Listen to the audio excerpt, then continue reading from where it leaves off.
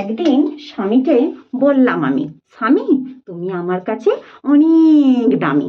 এটা শুনে স্বামী অ্যাটিটিউডের সাথে বলল আমায়, আমি হিরে, সেটা আমি জানি। এটা শুনে আমি বললাম, লক্ষ্মী ভাণ্ডারের ফর্ম তবে ফিল আপ করবো এবার আমি।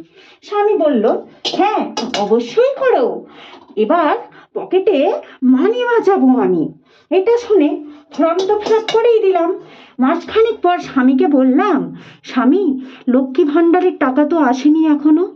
সেটা শুনে স্বামী বলল, তোমার মনে আছে কি বলেছিলে আমাকে তুমি? আমি বললাম, আমি আবার কি বলেছিলাম, আমার তো আর মনে নাই, তুমিই বলো। স্বামী তখন বলল, আমাকে বলেছিলে তুমি লক্ষ্মী ভাণ্ডারের টাকা পেলে আমি হব আম্বানির নাতনি।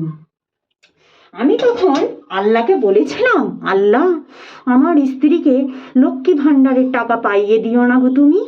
লক্ষ্মী ভাণ্ডারের টাকা পেলে এ মানবে না আর আমাকে, আমি হব না তো আর তার কাছে দামি। ব্যাস, দোয়া হয়েছে কবুল, এবার গুনো তুমি এর মাসুল, লক্ষ্মী ভাণ্ডারের টাকা পাবে না তো আর তুমি। কারণ নরেন্দ্র মোদী। এই কথাটা শোনার পর আমি তো হেসে লুটোপুটি। ব্যাস, এইটুকুনি ব্যাপার, এতে এত খুশি হইও না গো স্বামী তুমি, লক্ষ্মী ভাণ্ডারের টাকা আসেনি তো কি হয়েছে, স্বামীর টাকা জিন্দাবাদ।